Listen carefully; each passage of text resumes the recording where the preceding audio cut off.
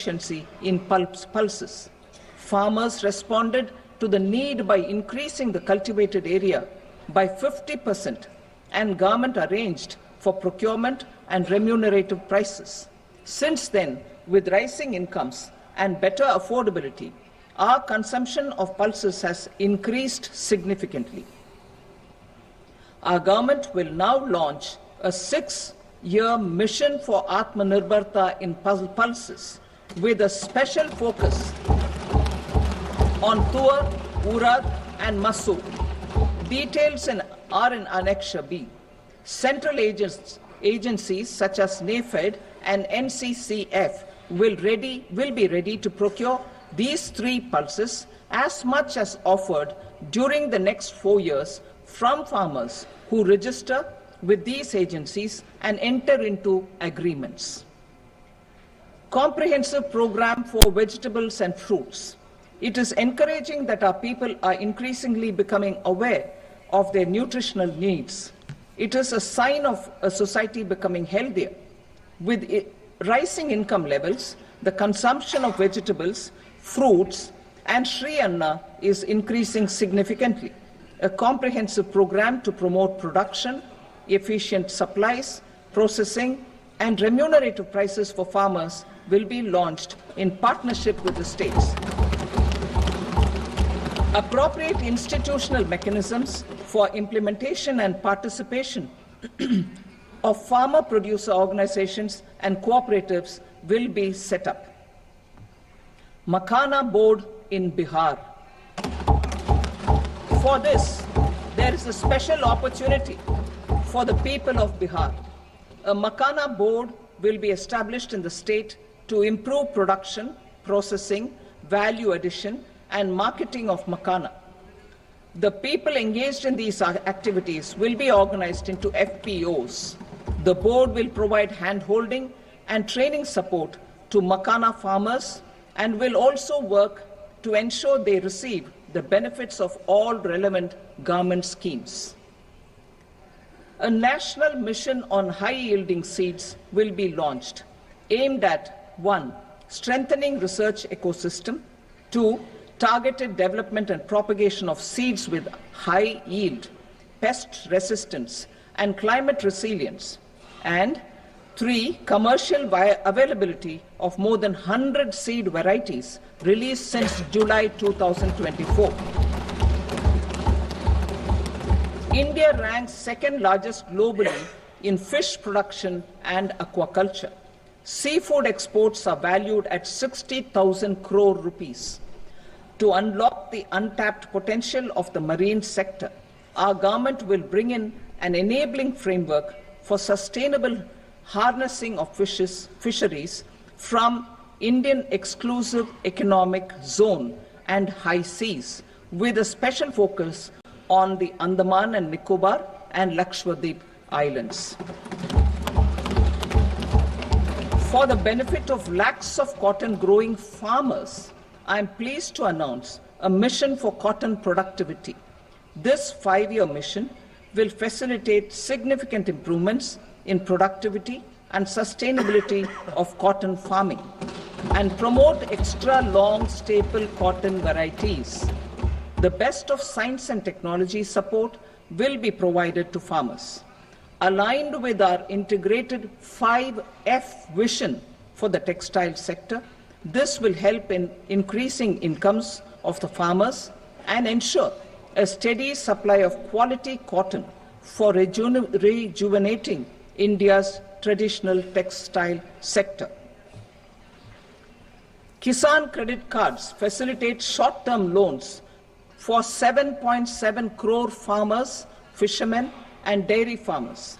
The loan limit under modified interest subvention scheme will be enhanced from 3 lakh rupees to 5 lakh rupees for loans taken through the KCC. For Atmanirbharta in urea production, our government had reopened 3 dormant urea plants in the eastern region. To further augment urea supply, a plant with annual capacity of 12.7 lakh metric tons will be set up at Namrup in Assam.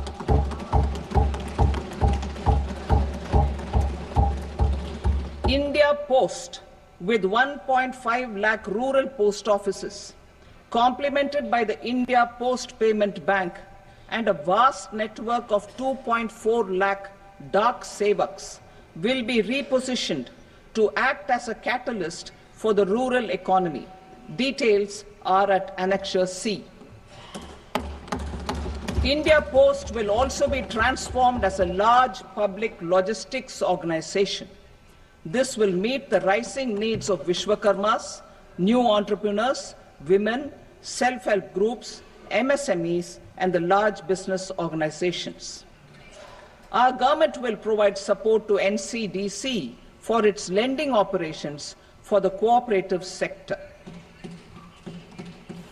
MSMEs as the second engine.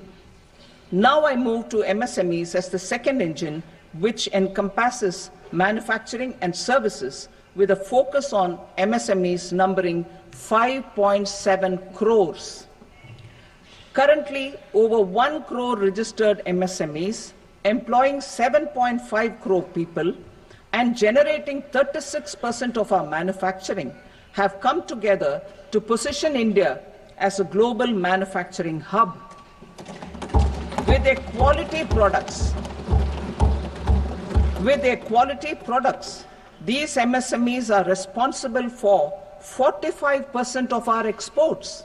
To help them achieve higher efficiencies of scale, technological upgradation, and better access to capital, the investment and turnover limits for classification of all MSMEs will be enhanced to 2.5 and 2 times respectively. This will give them the confidence to grow and generate employment for our youth. The details are given in Annexure D. To improve access to credit, the credit guarantee cover will be enhanced. First, for micro and small enterprises from 5 crore to 10 crore rupees, leading to additional credit of 1.5 lakh crores in the next 5 years. Second, for startups from 10 crore rupees to 20 crore rupees, with the guarantee fee being moderated to 1% for loans in 27 focus sectors which are important for Atmanirbhar Bharat. And for well-run exporter MSMEs, for term loans up to 20 crore rupees. Also for the micro enterprises, we will introduce customized credit cards with a 5 lakh rupee limit for micro enterprises registered on Udyam portal. In the first year, 10 lakh such cards will be issued. Fund of funds for startups. The alternate investment fund, AIFs, for startups have received commitments of more than 91,000 crores rupees. These are supported by the fund of funds set up with the Government of India's contribution of 10,000 crore rupees. Now, a new fund of funds with expanded scope and a fresh contribution of another 10,000 crore rupees will be set up.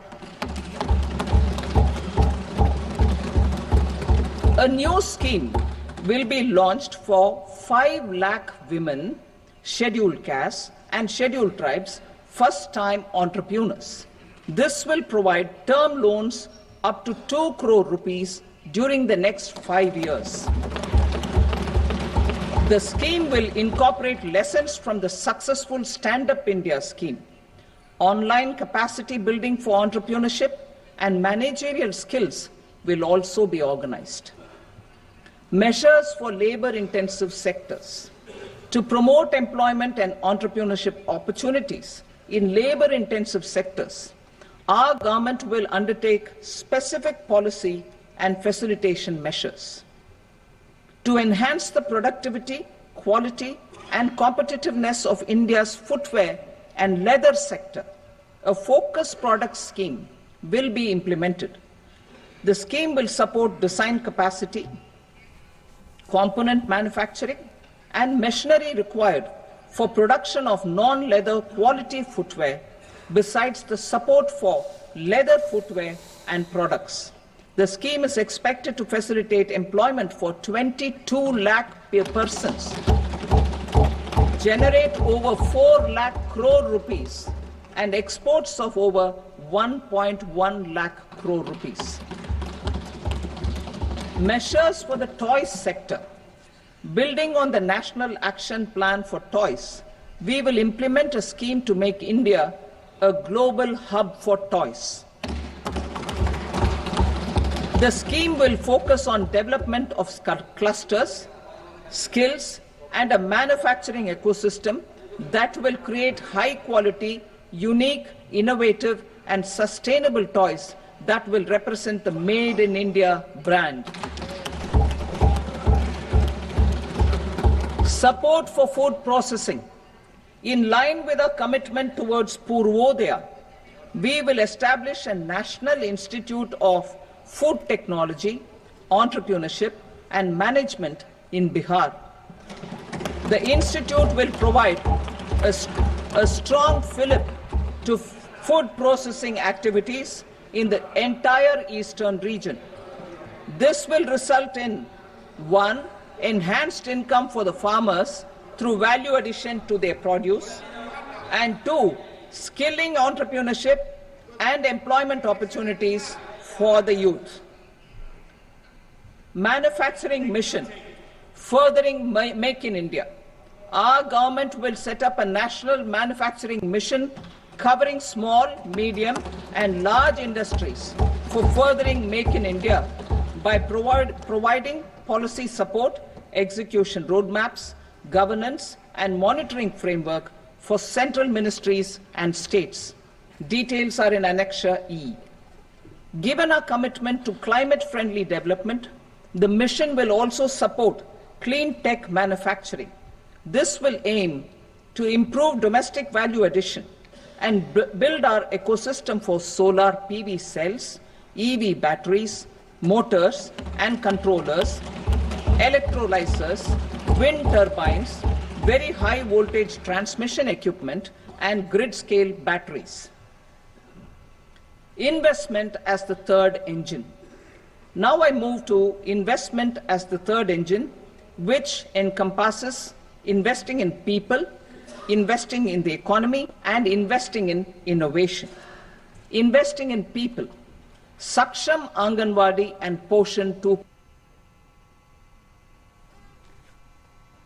program provides nutritional support to more than 8 crore children, 1 crore pregnant women and lactating mothers all over the country, and about 20 lakh adolescent girls in aspirational districts and the Northeast region. The cost norms for these nutritional support will be enhanced appropriately. Atal Tinkering Labs. 50,000 Atal Tinkering Labs will be set up in government schools in the next 5 years to cultivate the spirit of curiosity and innovation and foster a scientific temper among young minds. Broadband connectivity to government secondary schools and PHCs. Broadband connectivity will be provided to all government secondary schools and primary health centers in rural areas under the BharatNet project. Bharatiya Bhasha Pustak scheme. We propose to implement a Bharatiya Bhasha Pustak scheme to provide digital form Indian language books for schools and for higher education.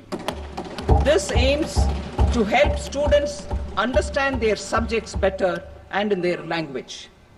National Centers of Excellence for Skilling.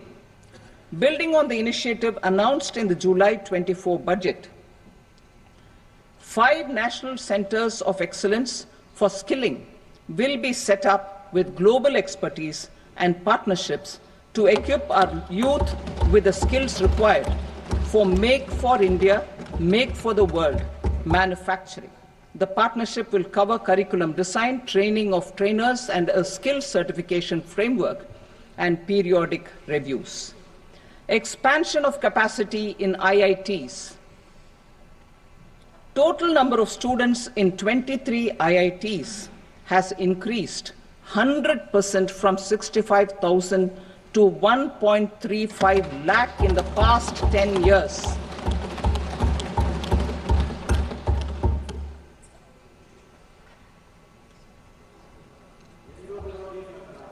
Additional infrastructure will be created in the 5 IITs started after 2014 to facilitate education for 6,500 more students.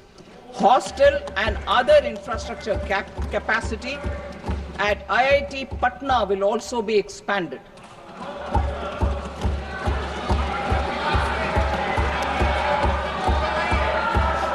Center of Excellence.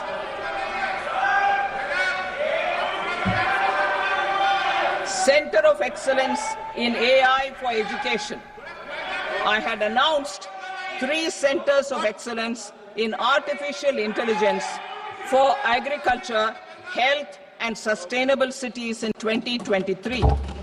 Now a center of excellence in artificial intelligence for education will be set up with a total outlay of 500 crores. Expansion of medical education. Our government has added almost 1.1 lakh undergraduate and postgraduate medical education seats in 10 years, an increase of 130%. In the next year, 10,000 additional seats will be added in medical colleges and hospitals towards the goal of adding 75,000 seats in the next 5 years. Daycare cancer centers in all district hospitals. Our government will facilitate setting up of daycare cancer centers in all district hospitals in the next 3 years. 200 centers will be established in 25-26 itself. Strengthening urban livelihoods. Our government has been giving priority to assisting urban poor and vulnerable groups. A scheme for socio-economic upliftment of urban workers will be implemented to help them improve their incomes, have sustainable livelihoods, and a better quality of life. PM Swanidhi scheme has benefited more than 68 lakh street vendors, giving them respite from high-interest informal sector loans. Building on this success, the scheme will be revamped with enhanced loans from banks, UPI-linked credit cards with 30,000 rupees limit, and capacity building support. Social Security Scheme for welfare of online platform workers. Gig workers of online platforms provide great dynamism to the new age services economy. Recognizing their contribution, our government will arrange for their identity cards and registration on the e-Shram portal. They will be provided health care under PM Jan Arogya Yojana. This measure is likely to assist nearly 1 crore gig workers.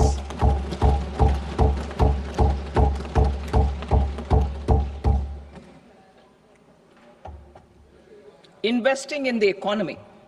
Public-private partnership in infrastructure. Each infrastructure-related ministry will come up with a 3-year pipeline of projects that can be implemented in PPP mode. States will also be encouraged to do so and can seek support from the India Infrastructure Project Development Fund, which is a scheme to prepare PPP proposals. Support to states for infrastructure. An outlay of 1.5 lakh crore is proposed for the 50-year interest-free loans to states for capital expenditure and incentives for reforms. Building on the success of the first asset monetization plan announced in 2021, the second plan for 2025 to 30 will be launched to plow back capital of 10 lakh crore in new projects. Regulatory and fiscal measures will be fine-tuned to support the plan. Jal Jeevan Mission. Since 2019, 15 crore households, representing 80% of India's rural population, have been provided access to portable tap water connections. To achieve 100% coverage, I am pleased to announce the extension of this mission until 2028 with an enhanced total outlay. The mission's focus will be on the quality of infrastructure and O&M of rural piped water supply schemes through Jan Bhagidari. A separate MOU or separate MOUs will be signed with the states and union territories to ensure sustainability and citizen-centric water services delivery. Urban sector reforms. Building on the July budget proposals, urban sector reforms related to governance, municipal services, urban land and planning will be incentivized. Urban Challenge Fund. The government will set up an Urban Challenge Fund of 1 lakh crore rupees to implement the proposals for cities as growth hubs, creative redevelopment of cities, and for water and sanitation purposes announced in the July budget. This fund will finance up to 25% of the cost of bankable projects, with a stipulation that at least 50% of the cost is funded from bonds, bank loans, and PPPs. An allocation of 10,000 crore is proposed in 2025-26. Power sector reforms. We will incentivize electricity distribution reforms and augmentation of intra-state transmission capacity by states. This will improve financial health and capacity of electricity companies. Additional borrowing of 0.5% of GSDP will be allowed to states contingent on these reforms. Nuclear energy mission for Vikasit Bharat. Development of at least 100 gigawatt of nuclear energy by 2047 is essential for our energy transition efforts. For an active partnership with the private sector towards this goal, amendments to the Atomic Energy Act and the Civil Liability for Nuclear Damage Act will be taken up. A nuclear energy mission for research and development of small modular reactors with an outlay of 20,000 crore will be set up. At least 5 indigenously developed small modular reactors will be operationalized by 2033. Shipbuilding. The shipbuilding financial assistance policy will be revamped to address cost disadvantages. This will also include credit notes for shipbreaking in Indian yards to promote the circular economy. Large ships above a specified size will be included in the infrastructure harmonized master list.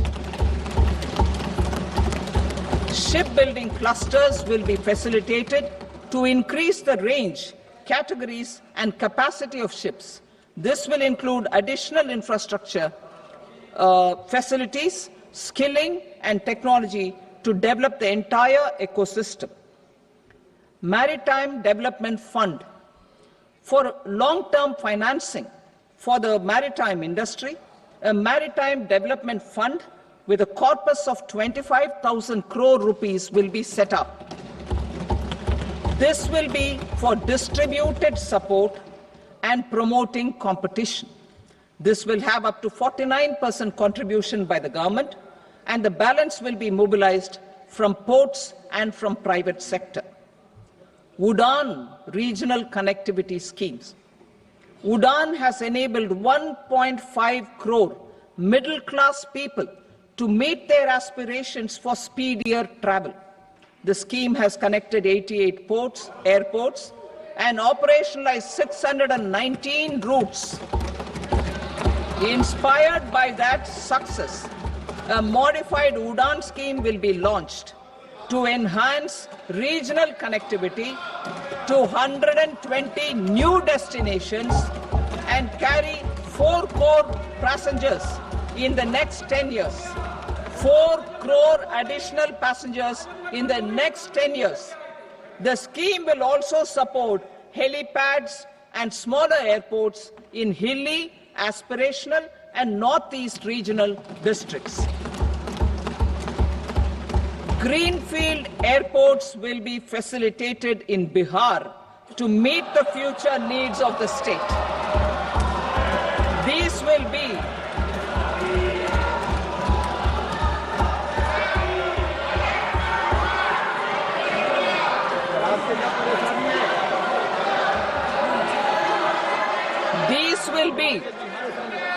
These will be in addition to the expansion of the capacity of Patna Airport and a brownfield airport in Beta.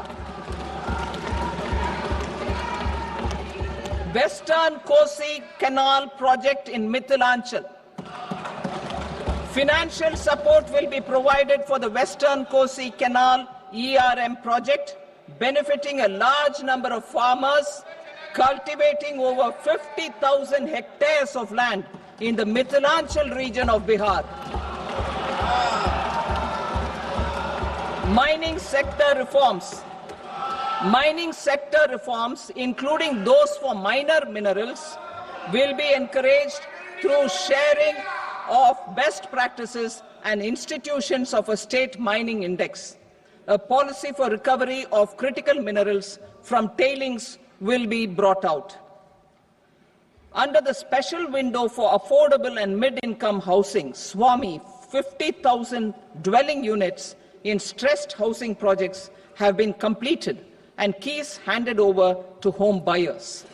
Another 40,000 units will be completed in 2025, further helping middle-class families who were paying EMIs on loans taken for apartments while also paying rent for their current dwellings. Building on this success, SWAMI Fund 2 will be established as a blended finance facility with contribution from the government, banks and private investors. This fund of 15,000 crore rupees will aim for expeditious completion of another 1 lakh units. PM Gati Shakti data for private sector. For furthering PPPs and assisting the private sector in project planning, access to relevant data and maps from the PM Gati Shakti portal will be provided. Tourism for employment-led growth. Top 50 tourist destination sites in the country will be developed in partnership with states through a challenge mode. Land for building key infrastructure will have to be provided by the states. Hotels in these destinations will be included in the infrastructure harmonized list. The following measures will be taken for facilitating employment-led growth. Organizing intensive skill development programs for our youth, including in institutes of hospitality management, providing mudra loans for homestays, improving ease of travel and connectivity to tourist destinations, providing performance-linked incentives to states for effective destination management, including tourist amenities, cleanliness, and marketing efforts, and introducing streamlined e-visa facilities along with visa fee waivers for certain tourist groups. Continuing with the emphasis on places of spiritual and religious significance, in the July budget, there will be a special focus on destinations related to the life and times of Lord Buddha. Medical tourism and heal in India. Medical tourism and heal in India will be promoted in partnership with the private sector along with capacity building and easier visa norms. Investing in innovation. To implement private sector-driven research, development and innovation initiatives announced in the July budget, I am now allocating 20,000 crore rupees for this purpose. A deep tech fund of funds will also be explored to catalyze the next generation startups as a part of this initiative. In the next 5 years, under the PM Research Fellowship Scheme, we will provide 10,000 fellowships for technological research in IITs and IISc with enhanced financial support. The second gene bank with 10 lakh germplasm lines will be set up for future food and nutritional security. This will provide conservation support to both public and private sectors for genetic resources. We will start a national geospatial mission to develop foundational geospatial infrastructure and data. Using PM Gati Shakti, this mission will facilitate modernization of land records, urban planning, and design of infrastructure projects. A Gyan Bharatam mission for survey, documentation, and conservation of our manuscript heritage with academic institutions, museums, libraries, and private collectors will be undertaken to cover more than 1 crore manuscripts. We will set up a national digital repository of Indian knowledge systems for knowledge sharing. Now I move to exports as the fourth engine. We will set up an export promotion mission with sectoral and ministerial targets driven jointly by the Ministries of Commerce, MSME, and Finance.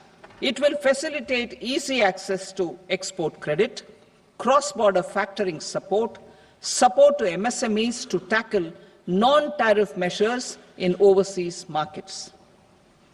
A digital public infrastructure, Bharat Trade Net, for international trade will be set up as a unified platform for trade documentation and financing solutions. This will complement the Unified Logistics Interface platform. The BTN will be aligned with international practices. Support will be provided to develop domestic manufacturing capacities for our economy's integration with global supply chains. Sectors will be identified based on objective criteria. Facilitation groups with participation of senior officers and industry representatives will be formed for select products and supply chains. Through this, there are huge opportunities related to Industry 4.0, which needs high skills and talent. Our youth have both. Our government will support the domestic electronic equipment industry to leverage this opportunity for the benefit of our youth. A national framework will be formulated as guidance to states for promoting global capability centers in emerging Tier 2 cities. This will suggest measures for enhancing availability of talent and infrastructure, building bylaw reforms, and mechanisms for collaboration with industry. Our government will facilitate upgradation of infrastructure and warehousing for air cargo, including high-value perishable horticultural produce. Cargo screening and customs protocol will be streamlined and made user-friendly. Reforms as the fuel. Over the past 10 years, our government has implemented several reforms for convenience of taxpayers, such as faceless assessment, 2, taxpayer charter, 3, faster returns, 4, almost 99% returns being on self-assessment, and 5, Vivad Se Vishwas scheme.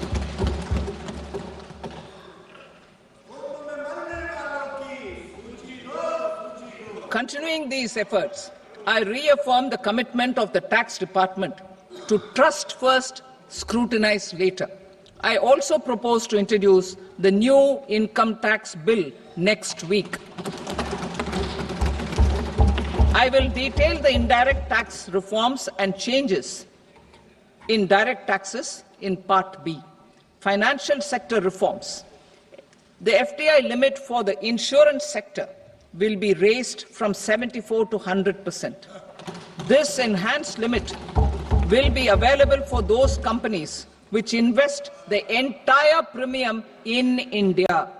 The current guardrails and conditionalities associated with foreign investment will be reviewed and simplified. The services of India Post Payment Bank will be deepened and expanded in rural areas. NABFID will set up a partial credit enhancement facility for corporate bonds for infrastructure. Public sector banks will develop Grameen Credit Score framework to serve the credit needs of SHG members and people in rural areas. A forum for regulatory coordination and development of pension products will be set up. To implement the earlier announcement on simplifying the KYC processes, the revamped Central KYC Registry will be rolled out in 2025. We will also implement a streamlined system for periodic updating. Requirements and procedures for speedy approval of company mergers will be rationalized. The scope for fast-track mergers will also be widened and the process made simpler. As proposed in the interim budget, we signed bilateral investment treaties with 2 countries in 2024 to encourage sustained foreign investment, and in the spirit of First Develop India, the current model BIT will be revamped and made more investor-friendly. In the last 10 years, in several aspects, including financial and non-financial, our government has demonstrated a steadfast commitment to ease of doing business. We are determined to ensure that our regulations must keep up with technological innovations and global policy developments. A light-touch regulatory framework based on principles and trust will unleash productivity and employment. Through this framework, we will update regulations that were made under old laws. To develop this modern, flexible, people-friendly, and trust-based regulatory framework appropriate for the 21st century, I propose 4 specific measures. A high-level committee for regulatory reforms will be set up for a review of all non-financial sector regulations, certifications, licenses, and permissions. The committee will be expected to make recommendations within a year. The objective is to strengthen trust-based economic governance and take transformational measures to enhance ease of doing business, especially in matters of inspection and compliances. States will be encouraged to join in this endeavor. An investment friendliness index of states will be launched in 2025 to further the spirit of competitive, cooperative federalism. Under the Financial Stability and Development Council, a mechanism will be set up to evaluate impact of the current financial regulations and subsidiary instructions. It will also formulate a framework to enhance their responsiveness and development of the financial sector. In the Jan Vishwas Act 2023, more than 180 legal provisions were decriminalized. Our government will now bring up the Jan Vishwas Bill 2.0 to decriminalize more than 100 provisions in various laws. I now move to fiscal policy. In the July budget, I had committed to staying the course for fiscal consolidation. our endeavour will be to keep the fiscal deficit. Central government debt remains on a declining path as a percentage of the GDP. The roadmap for the next 6 years has been detailed in the FRBM statement.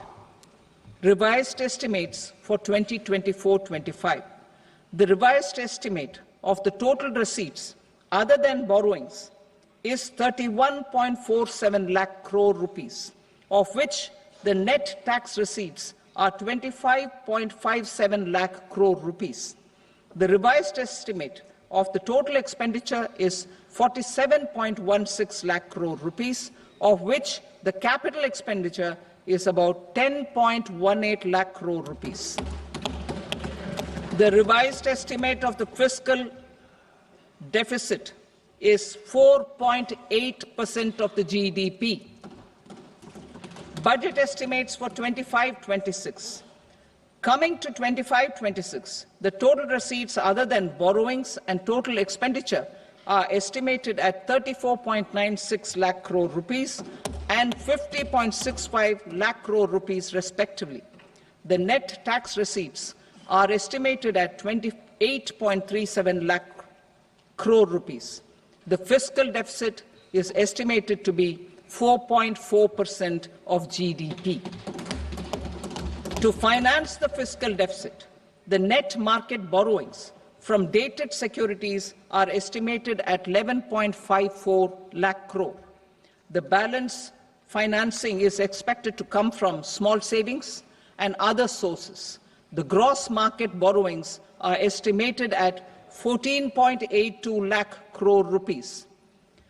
I will now move to Part B.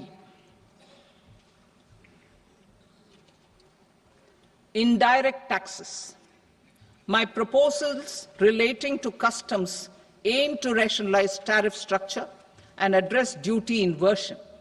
These will also support domestic manufacturing and value addition, promote exports, facilitate trade, and provide relief to common people. Rationalization of customs tariff structure for industrial goods. As a part of comprehensive review of customs rate structure announced in July 2024 budget, I propose to 1. Remove 7 tariff rates. This is over and above the 7 tariff rates removed in 23-24 budget. After this, there will be only 8 remaining tariff rates, including 0 rate. 2. Apply appropriate cess to broadly maintain effective duty incidence, except on a few items where such incidence will reduce marginally. 3. Levy not more than 1 cess or surcharge. Therefore, I propose to exempt social welfare surcharge on 82 tariff lines that are subject to a cess. I shall now take up sector-specific proposals. To provide relief to patients, particularly those suffering from cancer, rare diseases, and other severe chronic diseases, I propose to add 36 life-saving drugs and medicines to the list of medicines fully exempted from basic custom duty.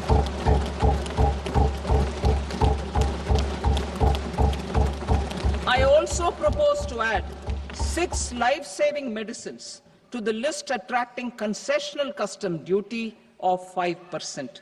Full exemption and concessional duty will also respectively apply on the bulk drugs for manufacture of the above. Specified drugs and medicines under patient assistance programs run by the pharmaceutical companies are fully exempt from BCD, provided the medicines are supplied free of cost to the patients. I propose to add 37 more medicines along with 13 new patient assistance programs. Support to domestic manufacturing and value addition. Critical minerals. In the July 2024 budget, I had fully exempted BCD on 25 critical minerals that are not domestically available. I had also reduced BCD of 2 other such minerals to provide a major fillip to their processing, especially by MSMEs. Now, I propose to fully exempt cobalt powder and waste, the scrap of lithium-ion battery, lead, zinc, and 12 more critical minerals. This will help secure their availability for manufacturing in India and promote more jobs for our youth.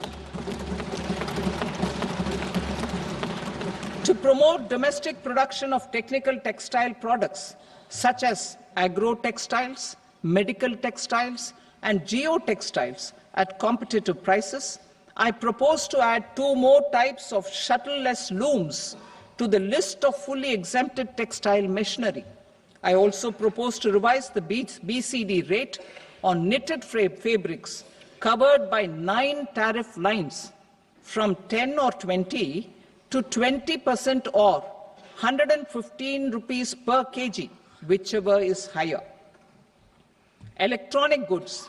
In line with our Make in India policy and to rectify inverted duty structure, I propose to increase the BCD on interactive flat panel display from 10% to 20% and reduce the BCD to 5% on open cell and other components.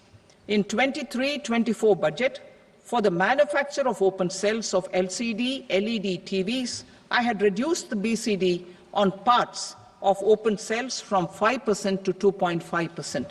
To further boost the manufacture of such open cells, the BCD on these parts will now stand exempted. Lithium-ion battery. To the list of exempted capital goods, I propose to add 35 additional capital goods for EV battery manufacturing and 28 additional capital goods for mobile phone battery manufacturing. This will boost domestic manufacture of lithium-ion batteries, both for mobile phones and for electric vehicles. Shipping sector. Considering that shipbuilding has a long gestation period, I propose to continue the exemption of BCD on raw materials, components, consumables, or parts for the manufacture of ships for another 10 years.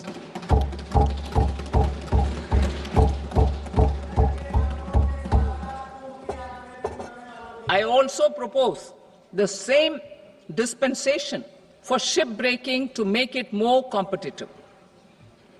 Telecommunication.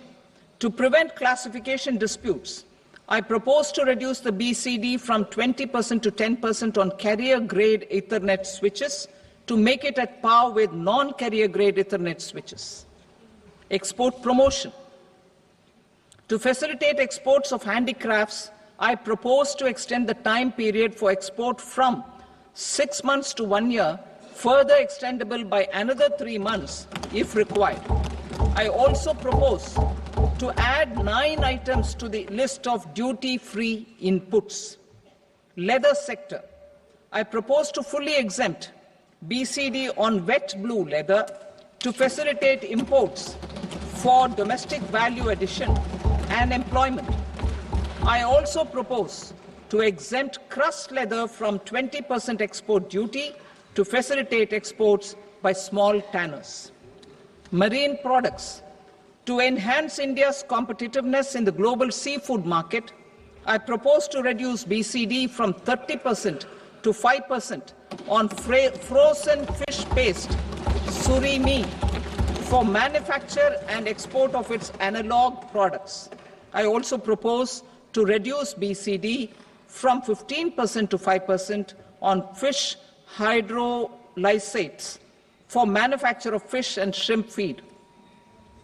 In July 2024 budget, to promote development of domestic MROs for aircraft and ships, I had extended the time limit for export of foreign origin goods that were imported for repairs from 6 months to 1 year and further extendable by 1 year. I now propose to extend the same dispensation for railway goods. Time limit for provisional assessment. Presently, the Customs Act 1962 does not provide any time limit to finalize provisional assessments leading to uncertainty and cost to trade. As a measure of promoting ease of doing business, I propose to fix a time limit of 2 years, extendable by a year, for finalizing the provisional assessment. I propose to introduce a new provision that will enable importers or exporters, after clearance of goods, to voluntarily declare material facts and pay duty with interest but without penalty. This will incentivize voluntary compliance. However, this will not apply in cases where department has already initiated. और अब आपको सीधे ले चलते हैं भागलपुर, जहां पर नीतीश कुमार की प्रगति यात्रा वहां पर पहुंची है।